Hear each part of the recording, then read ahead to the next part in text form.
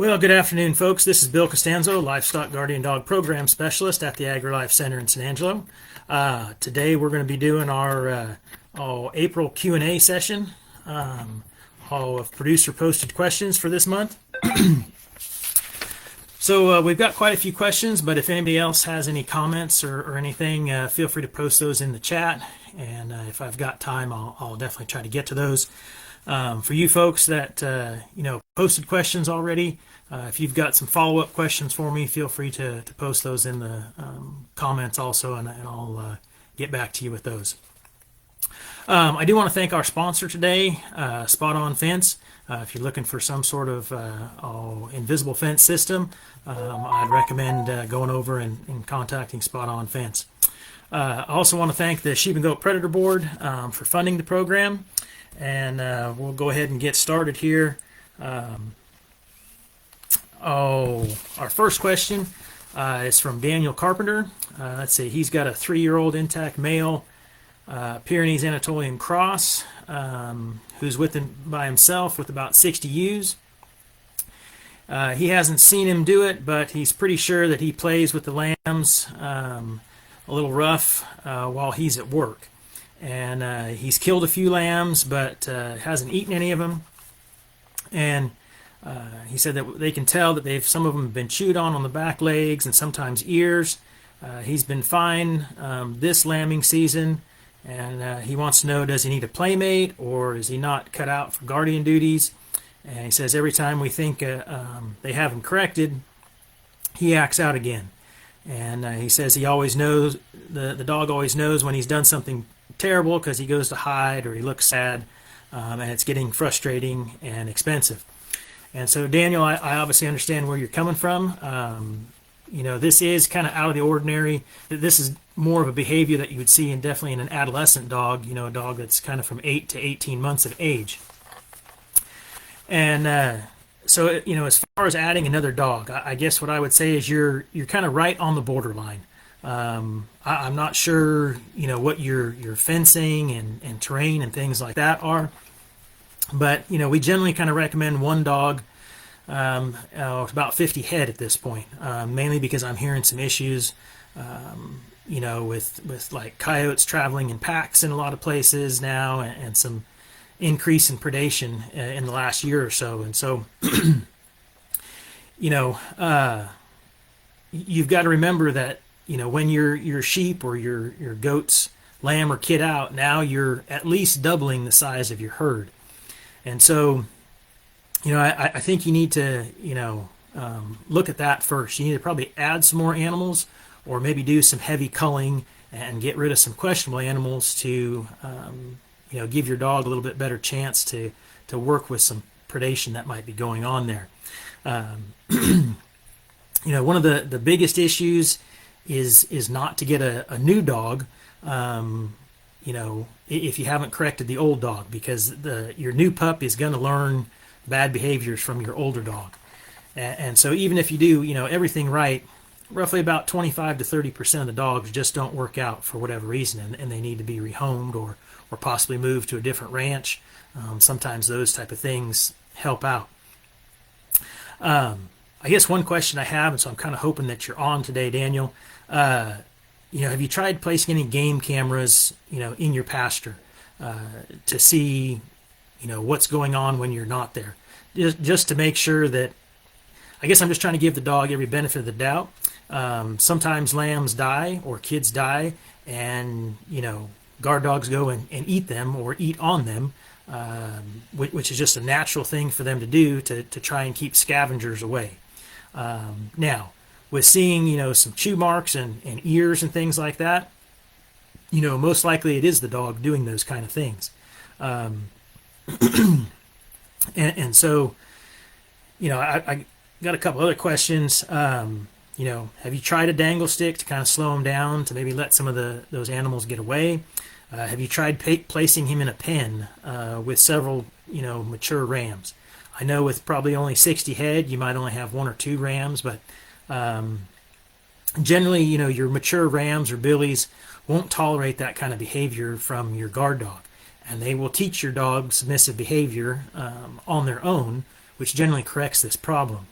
So even if you don't have enough rams to maybe do that, I would suggest, reaching out to some other producers in the area, see if you could either bring their rams to your location and pen them up for 2 or 3 weeks with your dog, or vice versa.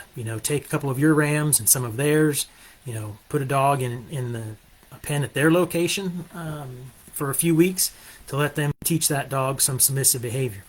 It sounds like overall, other than this, you have a decent dog. He's obviously, you didn't mention that he's roaming away or doing any other type of bad behavior. So I think this is fixable, but I need a little bit more information, and I might even recommend, maybe you reach out, give me a phone call, or drop me an email, because I don't see any comments yet from you, and maybe we can work on this and try to help you out a little bit more. I don't think it's time to retire the dog yet, or rehome him at this point. I think we can probably fix this problem for you. So our next question up is from Cassandra Reinhardt. She wants to know about puppy play, and should they never play with livestock? But what about small children, particularly with more gentle breeds like Great Pyrenees? What boundaries are necessary? She wants to know some stuff about management, territorial protective behaviors, fencing, acreage, workload, etc. So I don't know if I can answer all this stuff for you today, Cassandra. You might have to reach out to me as well, but I'll do the best to try to get through it, as much of this as possible for you. The first thing I would say, as far as interaction with kids, while yes, your guard dog should be acclimated, and your kids should be able to go out and catch the dog and pet the dog and that type of thing, and the dog should not be aggressive to you or your children. But these are a working dog, and they are not a pet. And so if you're looking for a pet dog, then I would encourage you to get something like a golden retriever or a lab or something like that your kids can play with, and throw a stick for and a ball, and they can teach them to do tricks and all those kinds of things. Livestock guardian dogs, need a job to do. Otherwise, they'll become a pet, and then they won't do the job that you need them to do.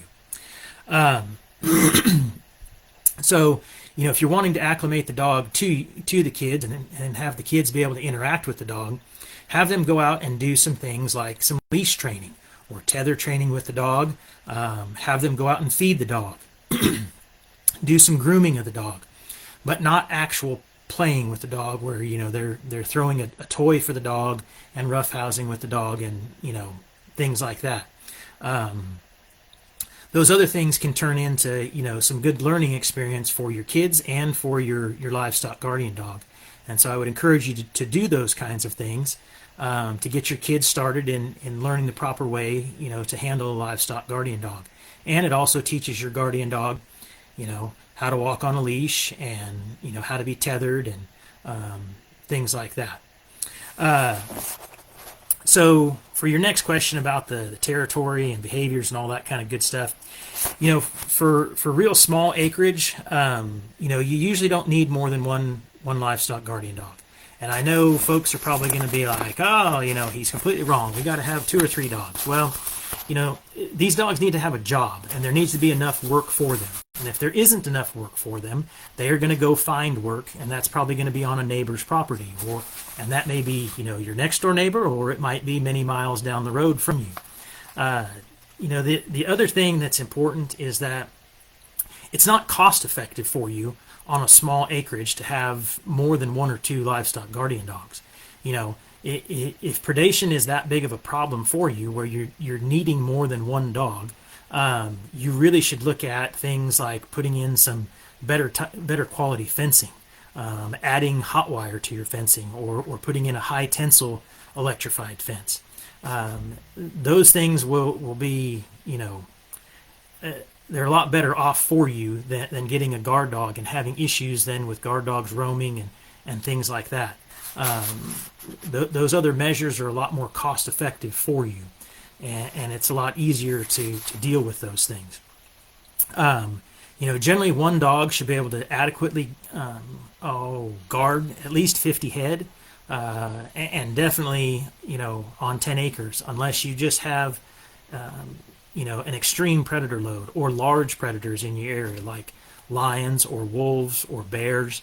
Just the general coyotes that are going to come through, or the bobcat. A single livestock guardian dog should be more than adequate to take care of that problem for you.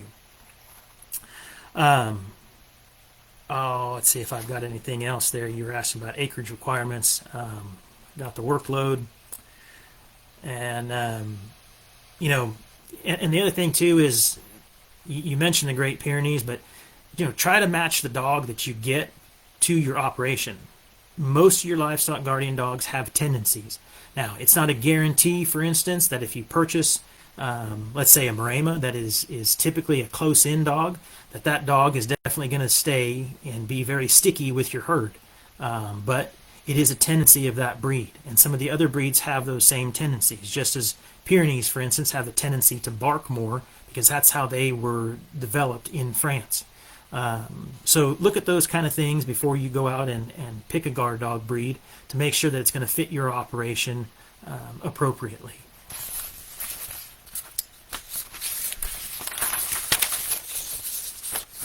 So our next question is from Jeremiah Adams. He has a question about socialization. He wants to know how much socializing is too much. How about interaction with people and dogs that are indoor pets?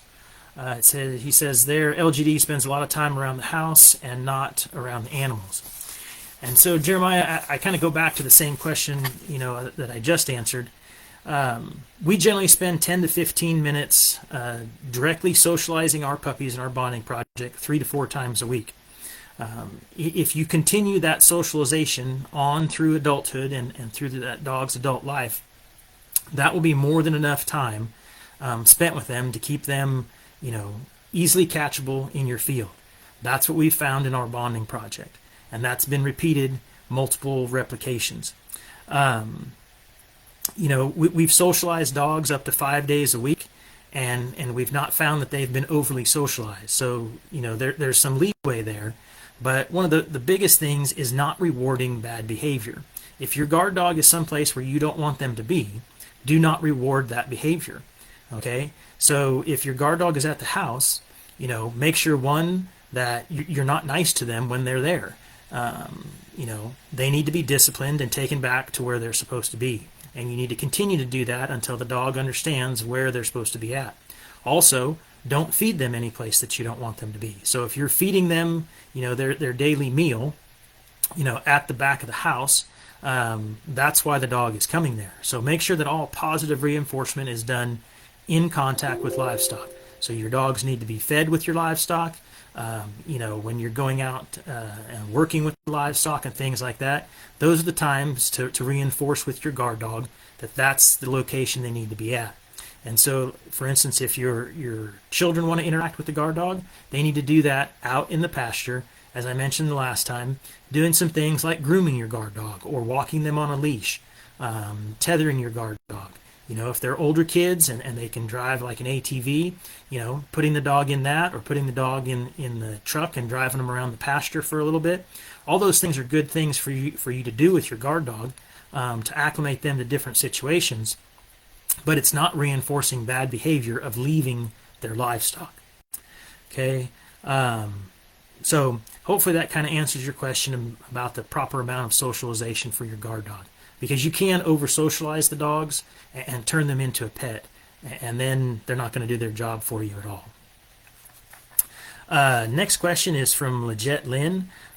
She has a 3-year-old Akbash Commodore who does great with her goats. So he stays close to the herd, and she's thinking about adding a pup next year. What other breed would complement him? And she says coyotes are the main predators, but they do tend to run in packs, about 5 coyotes at a time. She says she's got about 50 head of goats, but she's looking to add up to 250, and currently they're just kind of roaming on the property, which is about 1,000 acres. So first, ma'am, I want to tell you, thank you for doing the right thing. Waiting until, you have an adult dog that is working well for you before adding a new puppy. I can't stress doing that type of thing enough to folks. If you've got an adolescent dog, don't go and get another puppy to add to the mix. It's only going to create more problems for you. Wait until you have a good dog that's settled down, that's 2 or 3 years old, and then go about adding another dog to the mix. So since you've got an Akbosh Commodore, in our experience, the Commodores kind of tend to be more of a sticky breed where they stand a little bit closer towards the herd, and that's obviously what your dog is already doing. So I would look probably, into more of a dog that's going to be a little bit more of a floater type. And in our experience, the Akbosh tend to float a little bit. They'll be with the herd sometimes, but they'll be out on the perimeter. And, that would be my recommendation. You could look at, an Anatolian Shepherd. They tend to be more of a perimeter dog, and they do like large territories. So 1,000 acres, would probably work for an Anatolian Shepherd, if you wanted to go that route of having more of a perimeter dog. I guess, how do you decide between the two? I would probably go with a floater dog first.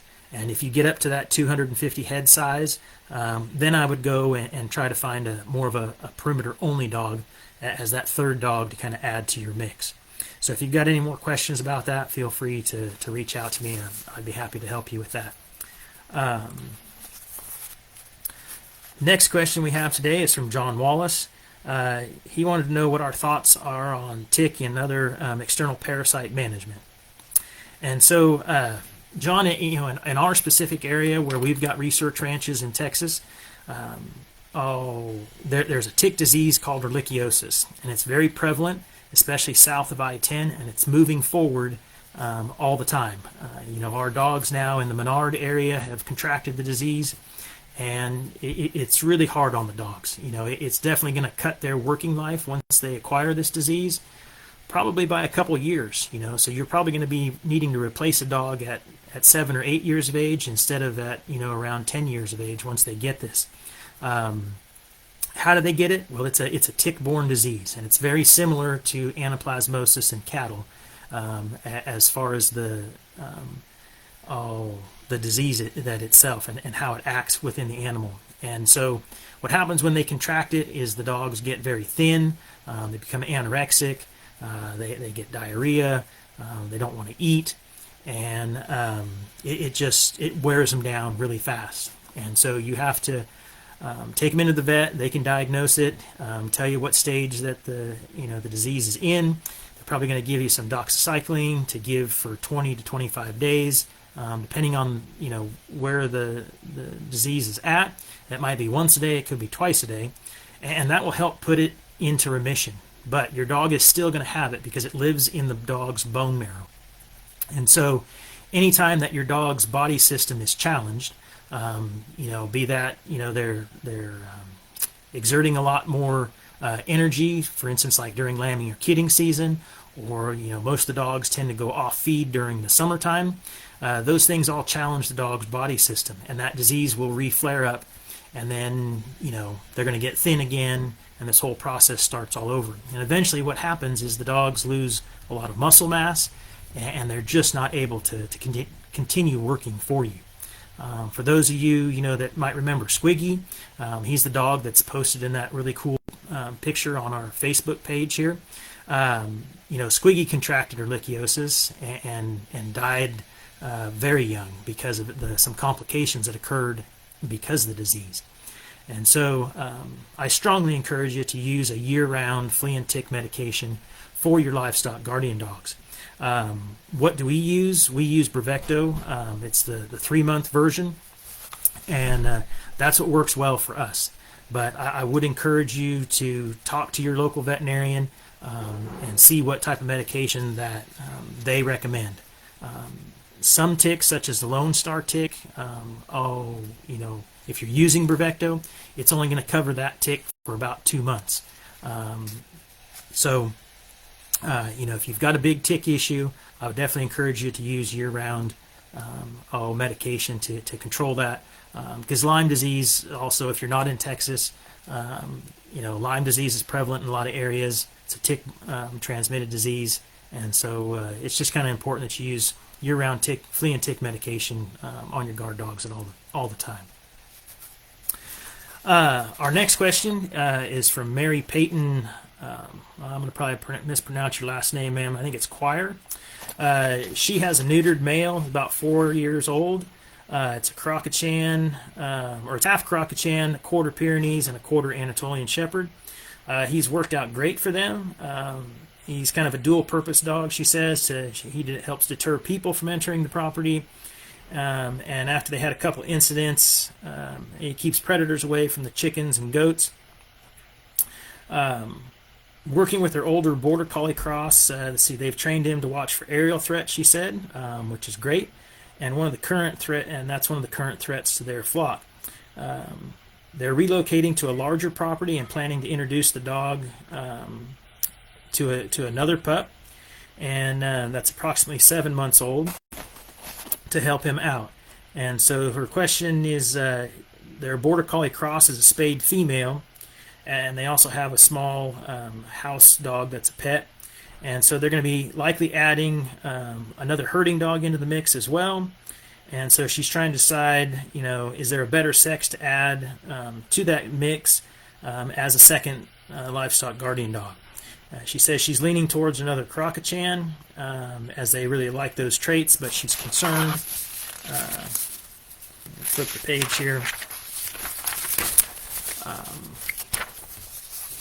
That would likely have an issue with the male that she currently has.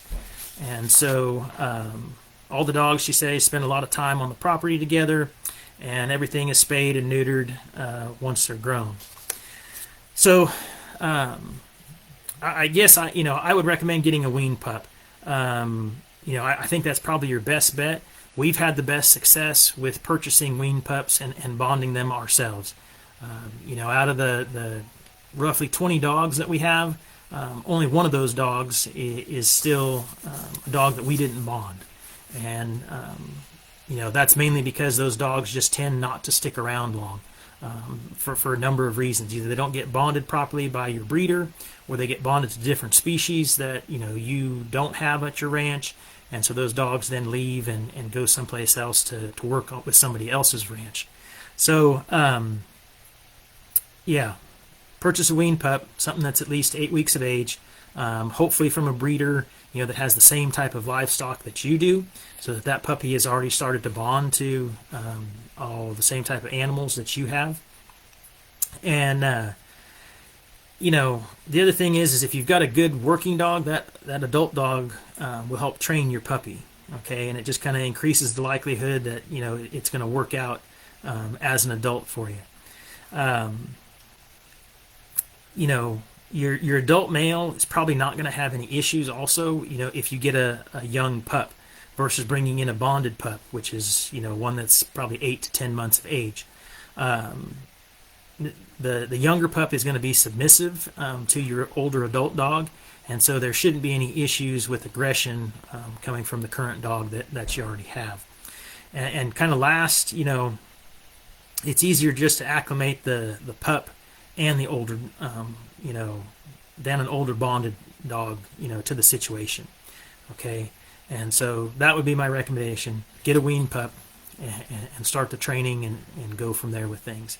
And I'd be happy to help you, if you've got more questions about the actual bonding and training process, or you could download the fact sheet that's on our website that kind of goes into detail about that as well. Our next question is from Beverly Whiteside. She's got a 5-month-old Akbosh. Says the morning that she posted this anyway, the pup showed some food aggression towards her and 2 other livestock guardian dogs, and she wants to know what's the best method to address this quickly and aggressively so that this does not become a problem. Well, Beverly, if any of you have been on our Facebook Lives before or heard me talk in person or on a webinar or something like that, I do not tolerate food aggression from our pups at all. And I am very stern and harsh with those pups when that happens. You're correct that this is something that you need to quickly and aggressively deal with, because it gets out of hand rapidly.